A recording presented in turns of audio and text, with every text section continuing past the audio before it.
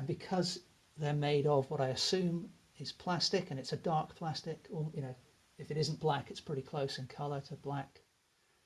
These highlights are fairly subdued, so you don't want to go too bright with these. And also from just a design point of view, even if there was a really bright highlight on the headphone, I think I would probably hesitate to include it, because I don't want the headphones to detract from the actual face of the person here.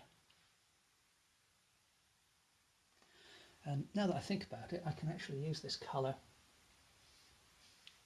just applied very gently to begin to pick out highlights in the hair as well, or some subdued middle highlights, if you like. These aren't as light as the brightest areas.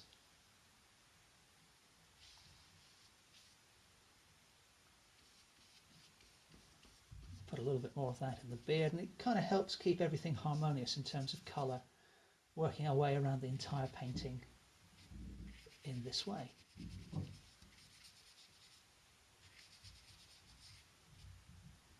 So what I need to do now is just clean my palette up a little bit and come back and mix the skin tone a little better than I did before. Actually, I changed my mind. As I stepped away from the painting, I see that I need to just adjust the line of the side of the hair there a little bit, just to fill in that gap. And that's not too bad now.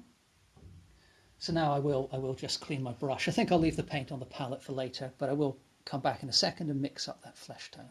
So just working through this and thinking out loud again, I actually think I'm going to paint the shirt first. So I am grabbing some of the alizarin crimson and then a touch of the ultramarine blue.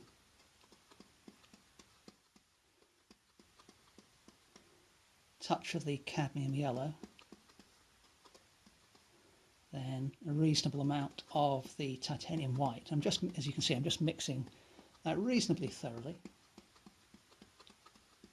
Just a touch of burnt umber.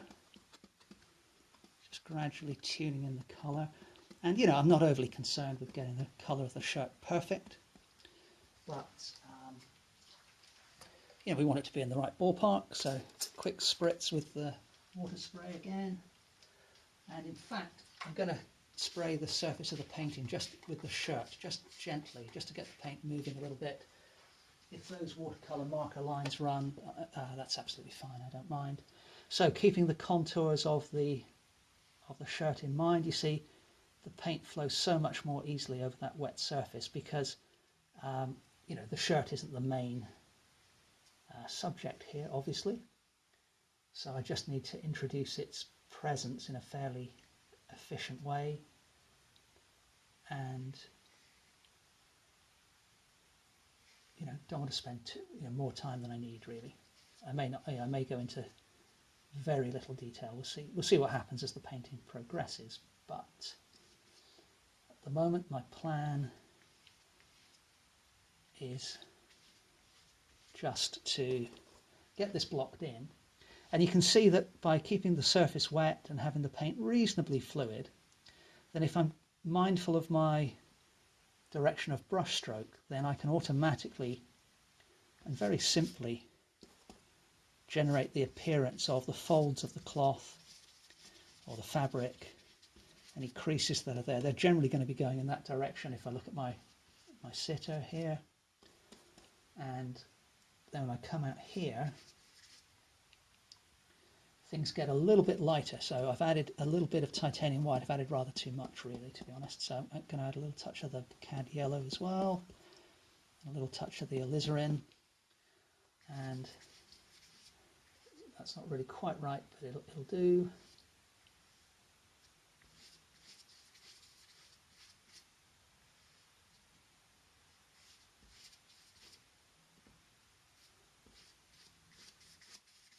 Kind of blend that in a little bit, and then adding some more of the alizarin to that patch of colour I've got going on the palette, some more of the ultramarine blue. See how dark that is, reasonably so. little bit more, a little bit more blue. That's probably way too much. So we'll bring it back with a bit of the red, or the crimson. And I'm going to add a touch of the burnt umber. And once again, I'm going to spray the surface of the painting, but just the shirt part, and just use the wet and wet approach to, it's not quite wet enough.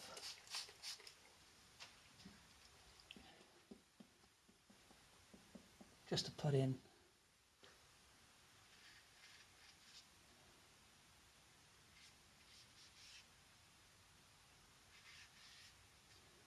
again some indication of creases and things in the shirt.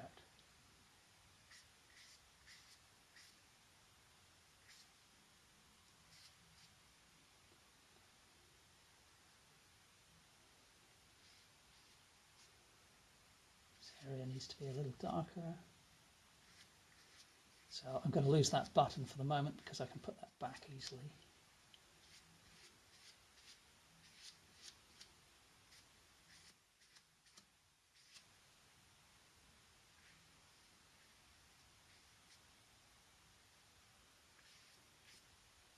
Okay, there we go. So the shirt's more or less in place.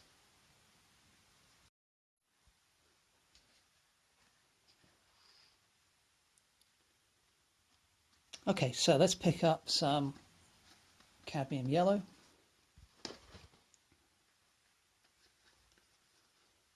And then I'm going to add some of that shirt colour that I used before.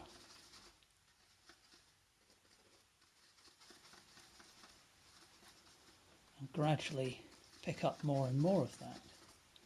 And let's see if that gets us close to the appropriate tone. So that's way too green at the moment, way too greeny. So I've added some more of the alizarin crimson. And that's not too bad for a starting point anyway. So let's not worry too much about that dark area of shadow that I put in before. And then I'm going to look fairly closely as I paint this bit in to get the hairline the right shape. Because the possible problem is that if you trust your drawing too much and you just start colouring in, you get little errors here and there, and they gradually build up or accumulate, and all of a sudden you've lost the likeness that you had in your drawing.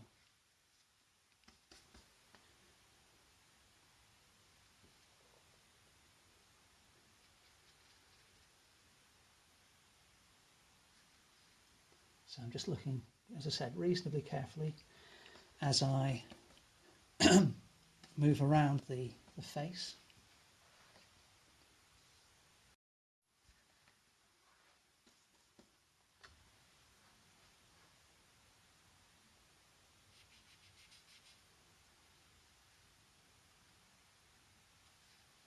And I'm definitely spotting things as I do this, where I'm thinking, okay, I need to fix this, I need to fix that. But for the moment, for the most part, I'm just kind of, noting those, logging them in the memory, hopefully, so that I can fix them in just a little bit.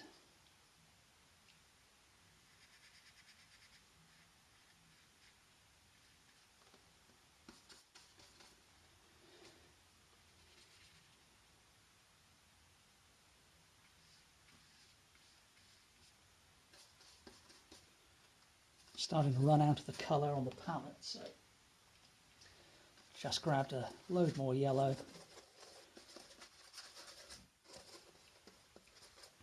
and a load more of the colour I mixed up for the shirt, and then let's see where we are.